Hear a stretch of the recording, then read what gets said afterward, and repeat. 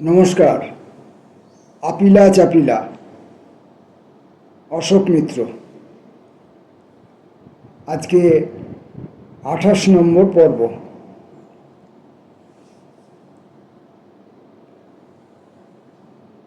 মহা উৎসাহে কাজে ডুবছি, প্রশাসনের কলকাঠি কবজা করছি, বিধানসভায় গরম গরম বক্তৃতা দিয়ে খ্যাতি অখ্যাতি দুই কুড়োচ্ছি, বহু পার্টি কমরেডের সঙ্গে পরিচয় নিবিড়তর হচ্ছে।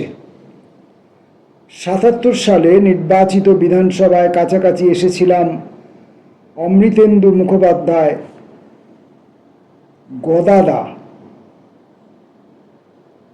ডাকনাম বা পরিচিতি নাম যে নামে তাকে লোকে সাধারণভাবে চিনতেন, গদাদা ওরফে বিজয় পাল, মাধবেন্দু মহান্ত, গোপাল বসু, তরুণ সেনগুপ্ত, দেবীপ্রসাদ বসু, হারাধন রায়, যামিনীভূষণ সাহা, সুনীল বসু রায়, পান্নালাল মাঝি, বামাপদ মুখোপাধ্যায়, আবুল হাসান, হরমোহন সিংহ, যামিনী মজুমদার, এমন অনেকের সঙ্গে এদের নাম জানতাম। এবার কাছাকাছি পৌঁছবার সুযোগ ঘটল। গদাদা মানে ওই অমৃতেন্দু মুখোপাধ্যায়, যিনি পশুপালন মন্ত্রী হিসেবে শপথ নিলেন বিনয়দাদের সঙ্গে, দীর্ঘদিন নদিয়ায় পার্টির হাল ধরেছিলেন। কৃষ্ণনগরের বনেদি বংশের সন্তান। অন্য অনেকের ক্ষেত্রে যেমন ঘটেছে, তিনিও প্রথম যৌবনে অগ্নিকুণ্ডের অকুতভয় সৈনিক হিসাবে আন্দামানে গিয়েছিলেন, সেখানে মার্ক্সবাদে দীক্ষা। দ্বিতীয় মহাযুদ্ধের সময় গদাদা নাকি সোভিয়েত সেনাধ্যক্ষ বুদেনির ধাঁচে ইয়া লম্বা গোঁপ জাহির করতেন, তবে আমরা দেখিনি। অকৃতদার, কমিউনিস্ট পার্টি, ধ্যান জ্ঞান, অথচ বাড়িতে মাতৃসমা বৌদির প্রতি ভক্তিতে অটল। সমর সেন 40-এর দশকের গোড়ার দিকে বিশেষ হৃদয় দৌর্বল্যজনিত কারণে প্রায় কৃষ্ণনগর যেতেন। জনশ্রুতি, গদাদা উদ্যোগ নিয়ে সমরবাবুকে পার্টির প্রার্থী সদস্যদের স্বীকৃতি দেওয়ার ব্যবস্থা করেছিলেন। গোল বাঁধল এক সন্ধ্যায় জনসভার আয়োজন ঘিরে। গদাদার নির্দেশ, সেই সভায় সমরবাবুকে বক্তৃতা দিতে হবে। শুনে সমর সেন কৃষ্ণনগর থেকে সারা রাত পায়ে হেঁটে কলকাতা পালিয়ে এলেন, আর কোনোদিন পার্টিমুখো হননি। বিজয় পালকে যত দেখেছি মুগ্ধতর হয়েছি। একসঙ্গে কঠিন ও কোমল, আদর্শ ও কর্তব্য পালনে অনড়, অথচ হৃদয় উপচে স্নেহ বর্ষণেও অপ্রতিম। এই চালচুলোহীন মানুষটির কাছে আসানসোল রানীগঞ্জ অঞ্চলের জনগণ কেন আনুগত্যে অনড় বুঝতে কোনো অসুবিধা হতো না। হারাধন রায়ের অতি সম্প্রতি প্রকাশিত স্মৃতিকথা রানীগঞ্জ আসানসোল অঞ্চলে শ্রমজীবী মানুষজনের আন্দোলন, ত্যাগ ও তিতিক্ষার ভিত্তিতে কী করে শক্তিশালী থেকে ক্রমশ আরও শক্তিশালী হয়ে উঠল, তার উজ্জ্বল বিবরণে ঠাসা বৃত্তান্তটি ব্যক্তি হারাধন রায়ের মতো সর্ব অর্থে খাঁটি। মাধবেন্দু মহান্তের নাম ছেলেবেলা থেকেই শোনা, বিপ্লবী রাজবন্দী। মাঝে মাঝে খবরের কাগজে উল্লেখ থাকত এই জেল থেকে অন্য জেলে চালান হয়েছেন। বিনয় নিঃশব্দ মাধুর্যের স্ফুরণ থেকে ব্যক্তিত্ব। দেবী বসুকে বরাবর খুব চেনা মানুষ মনে হতো। বাঙালি কমিউনিস্ট বলে মনে মনে যে ছক কাটা ছিল, যেন তার আদর্শ সংস্করণ। নবদ্বীপ সম্মত বিনয়ে সিক্ত, সাহিত্যরসে ভরপুর। গোপাল বসুর রাজনৈতিক বিশ্বাসে বাঙাল গোঁড় প্রলেপ। তবে কাছে টানার আশ্চর্য জাদু তার ব্যক্তিত্ব জুড়ে। তরুণ সেনগুপ্ত পার্টিতে এসেছিলেন কংগ্রেস ত্যাগ করে। বুদ্ধিদীপ্ত প্রাজ্ঞ পুরুষ অতি অকালে চলে গেলেন। ইছাপুর নোয়াপাড়া অঞ্চলের বলিষ্ঠ চেহারার জঙ্গি শ্রমিক নেতা যামিনী সাহা একসময় কাব্যচর্চা করতেন। কজনই বা তা এখন মনে রেখেছেন? আবুল হাসান একটি ব্যাপারে বিবেচনায় ভুল করেছিলেন, পার্টি থেকে তাই তাকে শাস্তি পেতে হয়েছে। তাহলেও শ্রমজীবী মানুষদের সংগঠিত করার ক্ষেত্রে ও পার্টির বেড়ে ওঠার ইতিহাসে তার ভূমিকা আদৌ নগণ্য নয়, সাহস করেই বলা চলে খাঁটি কমরেড। আরও একজনের কথা মনে পড়ছে, যিনিও এখন দল থেকে অপসৃত, ময়ূরেশ্বরের পঞ্চানন লেট। ক্ষেত মজুর আন্দোলনের সঙ্গে আষ্টে পৃষ্ঠে জড়ানো, আগাগোড়া সততায় মোড়া। এরকম আরও কয়েকজনের কথা বলি। কিষানগঞ্জ চোপড়া অঞ্চলের কৃষক নেতা, ছোটোখাটো মানুষটি, আদর্শ ও সততার প্রতিমূর্তি বাচ্চা মুন্সি, ও হাওড়া জেলার উলুবেড়িয়া ও বাউরিয়ার রাজকুমার মণ্ডল। ট্রেড ইউনিয়ন নেতাদের মধ্যে উল্লেখ করব দুর্গাপুরের দিলীপ মজুমদার ও উত্তরপাড়ার শান্তশ্রী চট্টোপাধ্যায়ের। দুজনের মধ্যে প্রকৃতিগত তফাৎ আছে, কিন্তু নিজেদের মতো করে উভয়ই রাজ্যে শ্রমিক আন্দোলনে জোয়ার আনতে অঢেল পরিশ্রম ও অধ্যাবসায়ের নিদর্শন রেখেছেন। আমাদের দুর্গাপুরের দিলীপ মজুমদারের নাম রয়েছে। আসানসোলের সুনীল বসুরায় ও বামাপদ মুখোপাধ্যায়ের মতো নিশ্ছিদ্র ভালোবাসার মানুষ কি করে দুঁদে ট্রেড ইউনিয়ন নেতার ভূমিকা পালন করেন তা নিয়ে আমার বিস্ময়বোধ অব্যাহত। চণ্ডীতলার মলিন ঘোষ, চেঁচাতে যার জুড়ি ছিল না, কলকাতায় সদাগরি দপ্তরে করণিক, নিজের এলাকায় কৃষক নেতা, তাঁকেও ভোলা অসম্ভব। ব্যস্ততা ও শখের অনুভবে দিন কাটছিল। হঠাৎ পরিবেশ একটু উত্তপ্ত। ভারত সরকারের সঙ্গে আমার গুরুতর বাগবিতণ্ডা বেঁধে যায় 1978 সালের বন্যাত্রাণে কেন্দ্রীয় সাহায্য নিয়ে। পঞ্চায়েত নির্বাচনের 2 মাসের মধ্যে রাজ্য জুড়ে ব্যাপক বন্যা। আমি দিল্লিতে গিয়ে বলেছিলাম, বঙ্গোপসাগর যেন 200 মাইল উত্তরে উঠে এসেছে। জলের দানবীয় তোড়ে হাজার হাজার মানুষ ভেসে যাওয়া, লক্ষ লক্ষ গৃহহীন গবাদি পশুও একই সঙ্গে সর্বাগ্যে ত্রাণের ব্যবস্থা করে সবাইকে বাঁচাতে হবে। পঞ্চায়েতের বন্ধুরা পঞ্চায়েতের কাজে তখনও তারা অনভিজ্ঞ, কিন্তু কৃষক সভার আন্দোলনের মধ্য দিয়ে লালিত হয়েছেন। অনেকেই কমিউনিস্ট পার্টির সর্বক্ষণের কর্মী, অহরাত্র যান কবুল করে বন্যার্ত মানুষদের রক্ষা করছেন। বানভাসী এলাকা থেকে অপেক্ষাকৃত উঁচু জায়গায় আশ্রয়ের ব্যবস্থা করছেন, খাদ্য পৌঁছে দিয়েছেন, কলেরা, টাইফয়েড, ম্যালেরিয়ার প্রতিষেধক ওষুধ বিতরণ করছেন। তাদের সঙ্গে যোগ দিয়েছেন সর্বস্তরের সরকারি কর্মচারীরা। রাজ্য কর্মচারী বৃন্দের নেতা অরবিন্দ ঘোষ ও অজয় মুখোপাধ্যায়ের কথা এই প্রসঙ্গে বারবার মনে পড়ে। এতটা সুশৃঙ্খল সাহায্যের ব্যবস্থা সম্ভব হবে তা নিজেরাও ভাবতে পারিনি।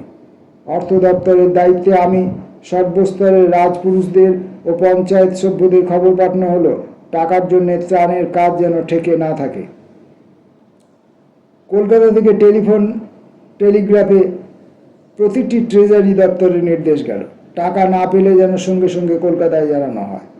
হঠাৎ একদিন রিজার্ভ ব্যাংক থেকে একটি প্রেস নোট বের হলো। তারা চিন্তিত, পশ্চিমবাংলা বড় বেশি ওভারড্রাফট নিচ্ছে নিয়ম ছাড়িয়ে গিয়ে। সাংবাদিক সম্মেলন ডেকে বললাম, আমার সন্দেহ হচ্ছে রিজার্ভ ব্যাংকের কর্তারা হয়তো ভারতবর্ষে অবস্থান করছেন না। তারা কি জানেন না পশ্চিমবঙ্গ ভয়াবহ বন্যায় ভেসে গেছে? নিয়ম কানুন রক্ষার চেয়ে বন্যার্ত মানুষদের রক্ষা করাই এখন বড় কর্তব্য। পরদিন রিজার্ভ ব্যাংকের গভর্নর টেলিফোন যোগে দুঃখ প্রকাশ করে ক্ষমা চাইলেন।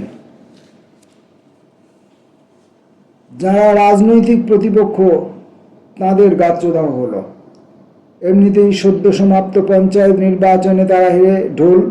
তার উপরে এমন ঢালাও ত্রাণ সাহায্য পাওয়ার পর গ্রাম বাংলার মানুষ কমিউনিস্টদের ছেড়ে আর ওদের দিকে ফিরেও তাকাবেন না। প্রতিপক্ষীয়দের মধ্যে কংগ্রেসীরা যেমন ছিলেন, মোরারজির নিজের দলের লোকেরাও। মোরারজি বরাবরই একটু কান পাতলা মানুষ। আমাদের টাকার দরকার, ওভারড্রাফট বেড়ে যাচ্ছে, কেন্দ্রীয় পর্যবেক্ষক দল ঘুরে গেছেন, এক কিস্তি কেন্দ্রীয় সাহায্য এসে পৌঁছেছে বন্যাত্রাণ বাবদ, তারপর বন্ধ। এই অবস্থায় আমাদের সঙ্গে কেন্দ্রীয় অর্থমন্ত্রকের সংঘাত চরমে উঠল।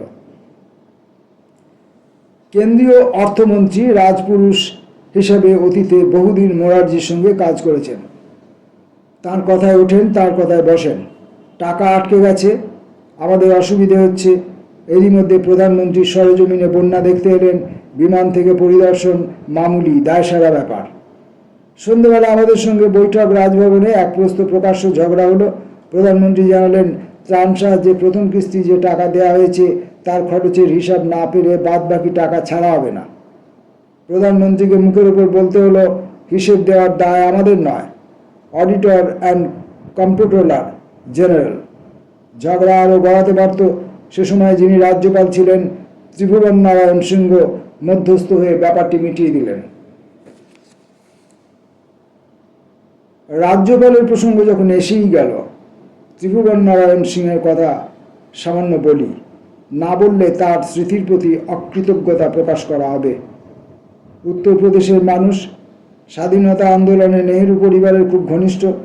জওহরলাল নেহেরু প্রতিষ্ঠিত দৈনিক পত্রিকা ন্যাশনাল হেরাল্ডের কর্মাধ্যক্ষ ছিলেন বহু বছর। ইন্দিরা গান্ধীর প্রধানমন্ত্রিত্বের প্রথম পর্বে উত্তরপ্রদেশের মুখ্যমন্ত্রীও হয়েছিলেন।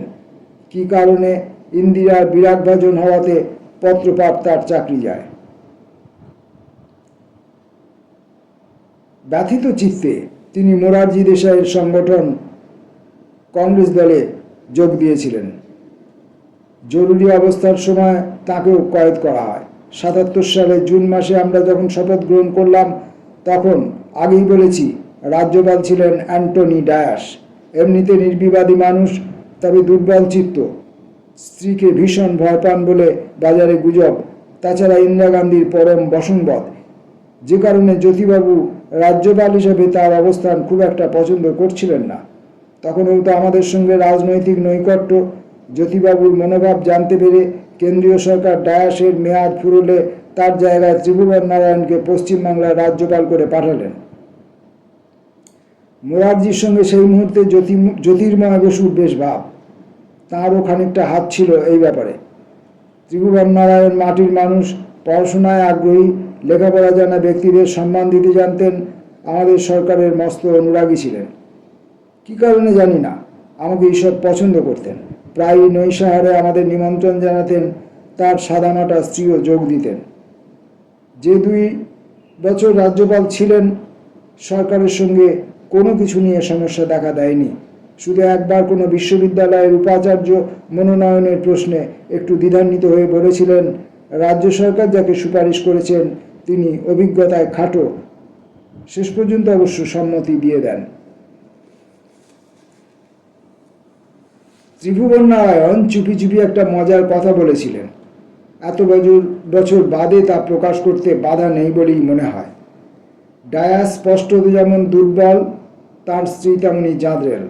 মহিলার পিতৃদেব 20-এর দশকে বাংলাদেশে খুব কড়া আইসিএস অফিসার ছিলেন। মহিলার আচার আচরণেও কেমন কলোনিয়াল গন্ধ। ত্রিভুবন নারায়ণ সংগোপনে আমাকে যা বলেছিলেন, কলকাতার রাজভবনে পুরনো মদের অত্যন্ত একটি উৎকৃষ্ট সেলার ছিল। প্রচুর দামি বিলিতি পানীয়ের সম্ভার।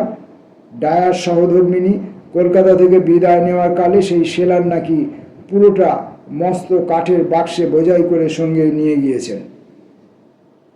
গল্পটির সত্য মিথ্যা অবশ্য আমার জানা নেই। অনুরূপ একটি গল্প শুনেছিলাম বিজয়লক্ষ্মী পণ্ডিত সম্পর্কে। উনি ওয়াশিংটনে ভারতের রাষ্ট্রদূত হিসেবে ছিলেন বছর 2। মেয়াদ শেষ হলে প্রস্থান করলেন। নতুন রাষ্ট্রদূত কাজে যোগ দিয়ে আবিষ্কার করলেন বিজয়লক্ষ্মী অনেক মূল্যবান কার্পেট, বস্ত্র সামগ্রী, অলংকার কিনে সঙ্গে নিয়ে গেছেন, দাম মেটাননি। বেচারা নবনিযুক্ত রাষ্ট্রদূতকে ব্যক্তিগত তহবিল থেকে তা মেটাতে হলো। দ্বিতীয় পর্বে ক্ষমতায় ফেরার পর ইন্দিরা গান্ধী রাজ্যে রাজ্যে বিশ্বস্ত অনুগত রাজ্যপাল মনোনিয়োগে মনোনিবেশ করলেন। ত্রিভুবন নারায়ণ সিংকেও সরিয়ে দিলেন। কলকাতার মানুষ তাকে যে বিদায় সম্বর্ধনা জানালো তা অন্য কোনো রাজ্যপালের ভাগ্যে ঘটেনি, আমার ধারণা ঘটবেও না। তারপরেও তার সঙ্গে যোগাযোগ ছিল। একবার কয়েকদিনের জন্য কলকাতায় এসেছিলেন, খবর পাঠিয়েছিলেন, শাস্ত্রী গিয়ে দেখা করে এসেছিলাম। কয়েক বছর বাদে গত হন। তার পরিবর্তে যিনি রাজ্যপাল হয়ে এলেন, ভৈরব দত্ত পাণ্ডে, দিল্লির অর্থমন্ত্রকের একসঙ্গে কাজ করেছি, তারও আগে থেকে আমাদের পরিচয়। তাকে নিয়ে প্রমোদবাবু, জ্যোতিবাবুর অনেক সংশয় ছিল, আমার আদৌ ছিল না, ওকে ভালো করে জানতাম বলে। ইন্দিরা গান্ধীর তরফ থেকে মাঝে মাঝে চাপ এলেও তিনি যে কবছর কলকাতায় ছিলেন তা অগ্রাহ্য করেছেন, আমাদের সঙ্গে পূর্ণ সহযোগিতা করেছেন। তার প্রস্থানের পর যে দুজন পর এলেন তাদের সম্পর্কে অনুরূপ কথা অবশ্য কিছুতেই বলা চলে না।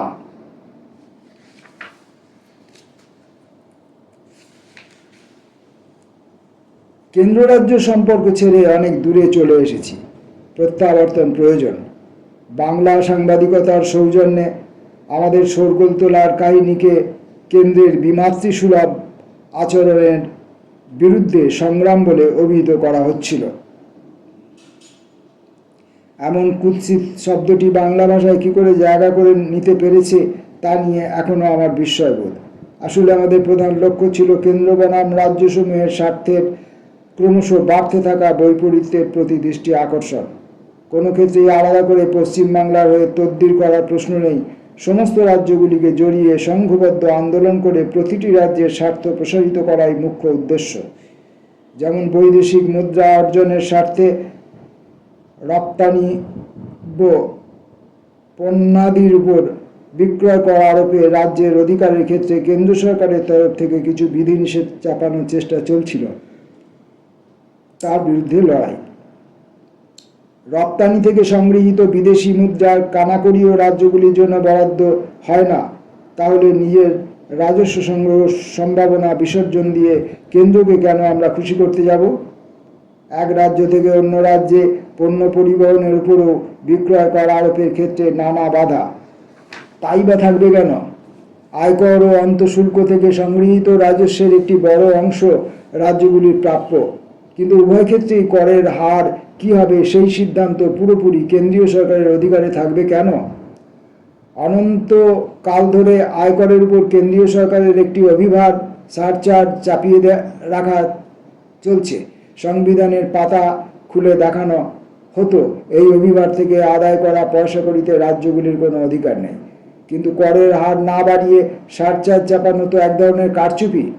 সবচেয়ে বড় সমস্যা, সংবিধানের নিদান অনুযায়ী 5 বছর অন্তর অন্তর রাষ্ট্রপতি কর্তৃক যে অর্থ কমিশন নিয়োগ করা হয়, যে কমিশনের প্রধান কৃত্য কেন্দ্র ও রাজ্যগুলির মধ্যে আয়কর ও অন্তঃশুল্ক থেকে সংগৃহীত রাজস্বের বিভাজন নির্ণয়, তার নিয়োগ ও নির্দেশাবলী নির্ধারণে কেন্দ্র কেন একাই ছড়ি ঘোরাবে, রাজ্যগুলির মতামতের কোনো তোয়াক্কা না করে? এ সমস্ত বিষয় ঘাঁটতে গিয়ে সংবিধানের অন্দি সন্ধি প্রায় মুখস্থ হয়ে গিয়েছিল।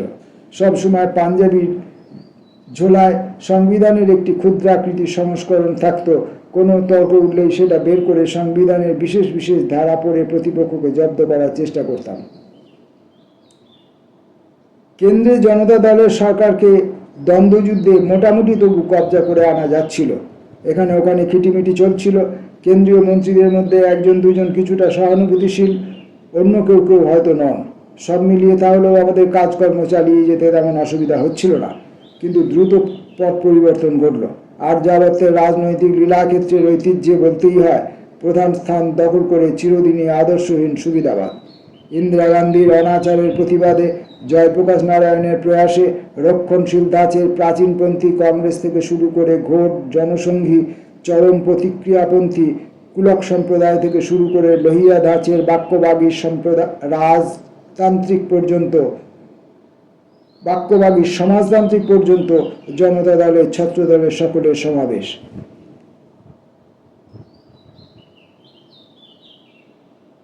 ইন্দিরা গান্ধীর অনাচারের প্রতিবাদে, জয়প্রকাশ নারায়ণের প্রয়াসে, রক্ষণশীল ধাঁচের প্রাচীনপন্থী কংগ্রেস থেকে শুরু করে ঘোর জনসংঘী চরম প্রতিক্রিয়াপন্থী কুলক সম্প্রদায় থেকে শুরু করে লোহিয়া ধাঁচের বাক্যবাগী সমাজতান্ত্রিক পর্যন্ত জনতা দলের, ছাত্র দলের সকলের সমাবেশ।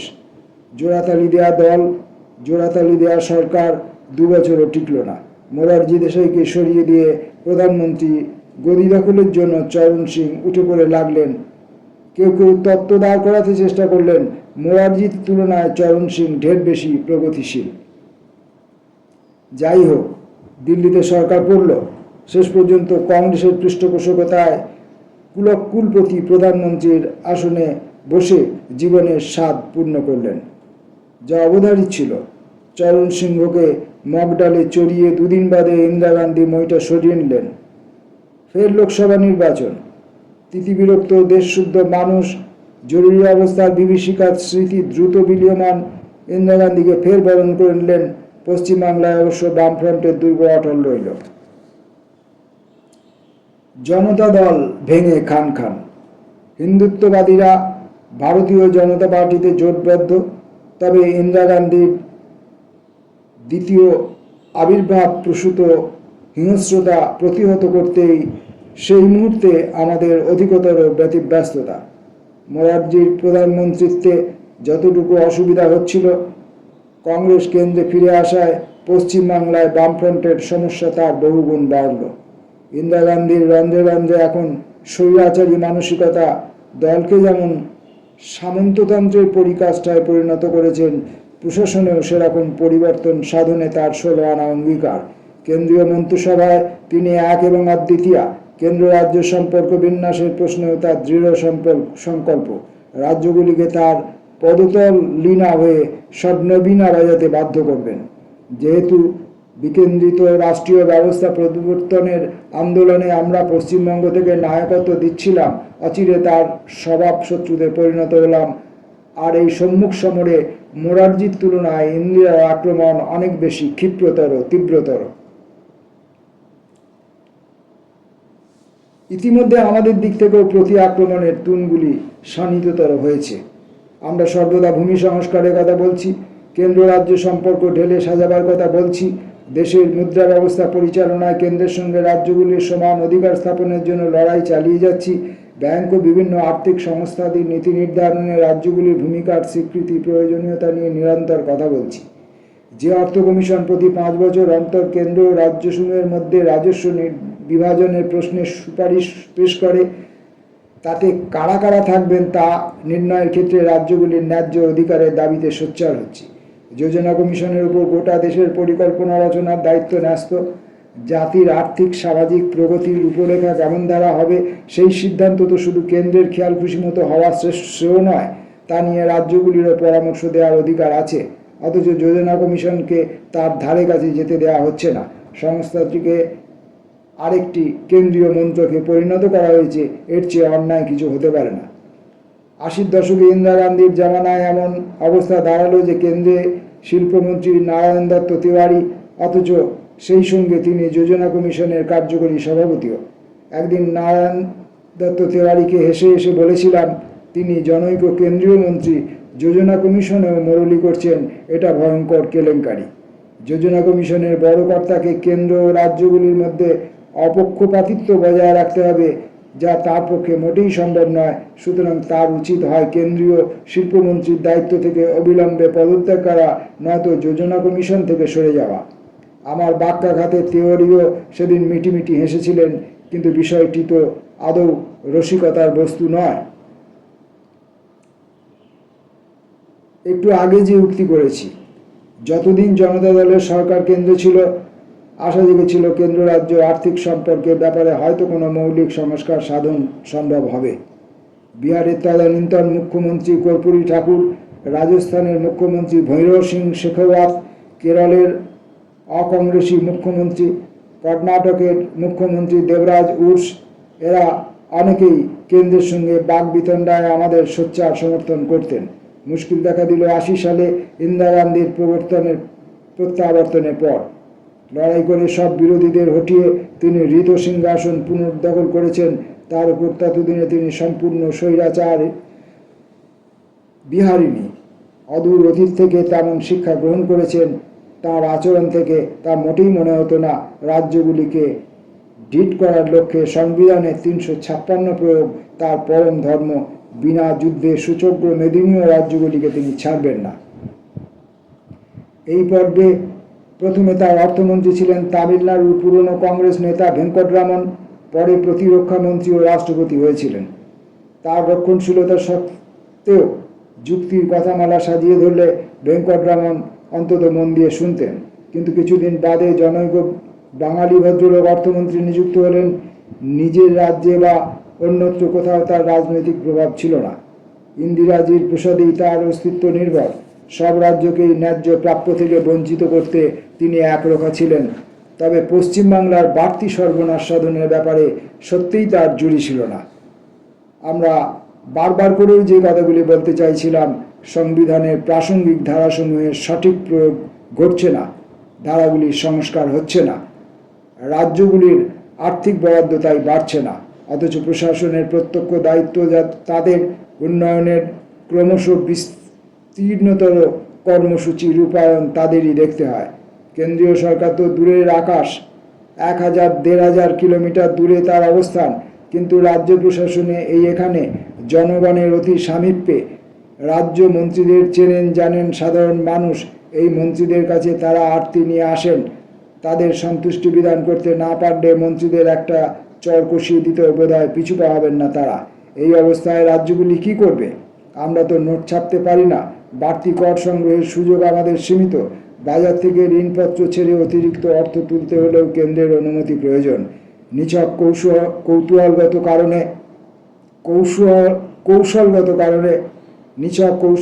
কারণে নয়, নীতিগত কারণেও রিজার্ভ ব্যাংক থেকে ওভারড্রাফট নেওয়া আমি অতএব প্রায় নিয়মের পর্যায়ে উন্নীত করে ফেলেছিলাম। একটু চড়া হারে সুদ দিতে হয়, তা ঠিক, তবে তা তো পরের ব্যাপার। রাজ্যের উপার্জন ও উৎপাদন বৃদ্ধি পেলে সুদের বোঝা তেমন অসহনীয় ঠেকবে না। আপাতত তাই ওভারড্রাফট মারফত ঋণের পন্থা ধরা যাক না কেন? তাছাড়া কেন্দ্র রাজ্য লড়াইয়ে রাজ্যগুলির জয় হলে ঋণের পুঞ্জীভূত বোঝা নিয়ে ভবিষ্যতে আলোচনা করে তা লাঘবের জন্য জল্পনা তেমন অলৌকিক নয়। এই যে বাংলা থেকে যে ভদ্রলোককে, যার কথা এখানে লেখক লিখছেন, অর্থমন্ত্রী নিযুক্ত করা হয়েছে, জনৈক বাঙালি ভদ্রলোককে, যিনি ইন্দিরাজির মন্ত্রিসভায়, যিনি রাজ্যগুলির প্রাপ্য থেকে রাজ্যগুলিকে বঞ্চিত করতে ওস্তাদ ছিলেন এবং সর্বাপেক্ষা দক্ষতা দেখিয়েছিলেন রাজ্যের পশ্চিমবঙ্গের ক্ষেত্রে, পশ্চিমবঙ্গকে বঞ্চিত করার ক্ষেত্রে অগ্রণী ভূমিকা। এই ব্যক্তি কে তা আমরা সকলেই জানি, কারণ আমরা তখন পরিণত বয়সের মানুষ। আমরা তাকে চিনি, জানি, তাকে নিয়ে অনেকে অনেক গৌরব গর্ব প্রকাশ করে থাকেন। তো যাই হোক, লেখক যখন তার নাম করেননি, আমিও তার নাম অনুমান করে তার নাম প্রকাশ করতে চাই না বা বলতে চাই না। এই সমস্ত কিছু নিয়েই কেন্দ্রের সঙ্গে মহা গোল বাঁধল। কেন্দ্রীয় অর্থমন্ত্রীর নির্দেশে প্রতি সপ্তাহে পশ্চিমবাংলার বর্ধমান ওভারড্রাফট সম্পর্কে বিস্তৃত তথ্য প্রেস নোট দিয়ে মহা উল্লাসে প্রকাশ করা রিজার্ভ ব্যাংকের অভ্যাসে দাঁড়িয়ে গেল। আমার বিবেচনায় এটা ঘোর বেনিয়ম। ধনী পুঁজিপতিরা ব্যাংক থেকে টাকা নিয়ে তা ফেরত দেন না। তাদের ঋণের মাত্রা উপস্থিত কত তা জানতে চাইলে অর্থমন্ত্রক থেকে এখনো বলা হয় ওটা গোপন ব্যাপার, বাইরে জানানো আইনত সম্ভব নয়। অথচ রাজ্যগুলির ওভারড্রাফটের ক্ষেত্রে গোপনীয়তার প্রশ্ন যেন কিছুই নেই। সপ্তাহে সপ্তাহে তা সাধারণে জানিয়ে রাজ্যগুলিকে বিব্রত করতে কেন্দ্রের সীমাহীন উৎসাহ। ফতোয়া জারি করে এরই মধ্যে একবার কেন্দ্রের অর্থমন্ত্রী, যার মাতৃভাষা বাংলা, আমাদের ওভারড্রাফট নেওয়া বন্ধ করে দিয়েছেন। একটু চিমটি কাটলেন আর কি। কদিন পশ্চিমবাংলার জনসাধারণকে বাড়তি দুর্ভোগে পড়তে হলো, আমাদের যুদ্ধে বিরতি ঘটল না। আমি রাইটার্স বিল্ডিং থেকে চলে আসার পর নজরে এলো পশ্চিমবঙ্গ সরকার হঠাৎ ভীষণ ভালো ছেলে বনে গেছে। ওভারড্রাফট নেই, আয়ের চৌহদ্দির মধ্যে ব্যয়ের অবস্থান, শূন্য ঘাটতির বাজেট। আমার দ্বিধাহীন অভিমত, এই ভুল পাল্টানো ভূমিকা রাজ্য সরকারের চিন্তাধারার সঙ্গে বিশ্রী রকম সামঞ্জস্যবিহীন। কেন্দ্র রাজ্য সম্পর্কের উচ্চালোচনা হেতু রাজ্যগুলি ধুঁকছে সেই জীর্ণ অবস্থারই জানান্বিত স্ফীতকায় ওভারড্রাফট, তা নেওয়া বন্ধ করে দেওয়ার অর্থ হলো পৃথিবীর কাছ থেকে ঢাক পিটে ঘোষণা করা সব সমস্যা মিটে গেছে, রাজ্যে আর্থিক অনটন আর নেই, পাশ বালিশে ভর দিয়ে ঘুমানো যায় এবার। যে কবছর রাজ্য সরকারের অর্থ দপ্তরের হাল ধরেছিলাম, জ্যোতিবাবু কেন্দ্র রাজ্য সম্পর্ক পুনর্বিন্যাসের যুদ্ধে আমাকে অকুণ্ঠ সাহায্য করেছেন। তিনি বোধহয় সামান্য মজাই পেতেন।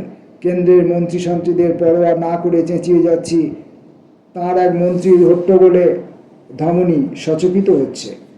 অন্যান্য মন্ত্রীদের যেমন গদাদা, পরিবহন মন্ত্রী প্রবীণ, ট্রেড ইউনিয়ন নেতা রবীন মুখোপাধ্যায়, প্রভাসদা, মোহাম্মদ আমিন, প্রশান্ত সুর, সবাইয়ের কাছ থেকেও প্রচুর উৎসাহ পেয়েছি। তবে সর্বাগ্রে কবুল করতে হয় পার্টির কাছ থেকে পরিপূর্ণ সহযোগিতার কথা। প্রশাসনের আভ্যন্তরীণ ব্যাপারে প্রমোদবাবু প্রবেশ করতে চাইতেন না, কিন্তু কেন্দ্র রাজ্য সম্পর্কে রাজনৈতিক গুরুত্ব তিনি বহুদিন ধরেই অনুধাবন করছিলেন। অন্তত বছর দশেক আগে থেকেই পার্টিতে সমস্যাটি নিয়ে আলোচনা চলেছে। এবার রাজ্য সরকারি থেকে আমাদের আন্দোলন সোচ্চার থেকে সোচ্চারতর হয়ে এই আন্দোলনকেই যেন অন্য একটি স্তরে উত্তীর্ণ করল।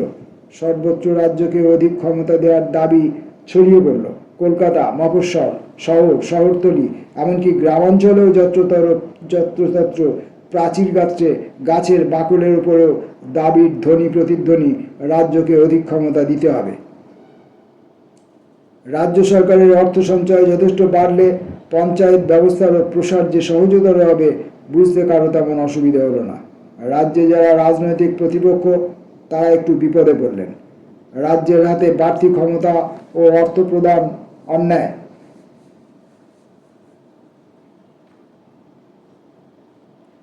তা তারা মুখ ফুটে বলতে পারছেন না। অথচ বামফ্রন্ট সরকার বেশি টাকা পেলে তাদের সর্বনাশ। তাহলেও যার যা প্রাপ্য তাকে তা দিতে হয়। তারিফ করব প্রতিপক্ষীয়দের একটি একান্ত বাঙালি রসিকতার। তখনও চরম বিদ্যুৎ সংকট চলছে। গাড়িতে যাচ্ছি, হঠাৎ কাটোয়া না কালনা কোন শহরে জলজল করে দেয়ালে লেখা দেখলাম, রাজ্যের হাতে অধিক মোমবাতি দিতে হবে।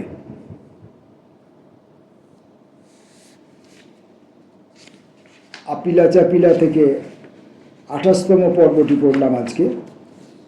এই 27তম পর্ব, 28তম পর্ব, এইসব পর্বগুলো যে সময়কালকে নিয়ে লেখা, সেই সময়কালে মোটামুটি আমরা সেই সময়কালটা আমাদের জীবনের মধ্যে প্রতিফলিত হতে দেখেছি। 27তম পর্ব বা 26তম পর্ব যখন আমরা স্কুল জীবনে রয়েছি, তারপর আস্তে আস্তে কলেজ জীবন, তারপরে আস্তে আস্তে আমরা কর্মক্ষেত্র প্রবেশ করছি। অর্থাৎ আমাদের জীবনের শুরুর দিকটা আমরা এটাকে প্রত্যক্ষ করেছি। বিশেষ করে 78-এর বন্যা, তো যদিও তখন আমরা কর্মজীবনে প্রবেশ করিনি, স্কুল জীবনে রয়েছি, তো 78-এর বন্যা এবং তৎমুহূর্ত যে ব্যাপার, সেগুলি আক্ষরিক অর্থে সত্য, কারণ আমরা এগুলো নিজেরা চোখে প্রত্যক্ষ করেছি। জ্যোতিবাবুর সেই ভাষণ রেডিওতে তখন শোনা যেত যে এই অভূতপূর্ব বন্যা এর আগে পর্যন্ত বাংলায় বা ভারতবর্ষে কোথাও হয়নি। এবং আমরা নিজেরাও আমাদের জীবনে, আমরা তো আর আগের ইতিহাসের কথা বলতে পারবো না, বইপত্র দেখে পড়ে জানতে পারবো, কিন্তু আমাদের প্রত্যক্ষ অভিজ্ঞতা তো থাকা সম্ভব নয়। কিন্তু 78 সালের অভিজ্ঞতা আমাদের প্রত্যক্ষ অভিজ্ঞতার মধ্যে পড়ে, যেটা 78 সালের পর থেকে আজ পর্যন্ত আর তেমন অবনতি ঘটেনি বলেই আমার বিশ্বাস, এবং তেমন অবনতি যেন আর কখনো না ঘটে বাংলা এবং বাঙালির ভাগ্যে। নমস্কার।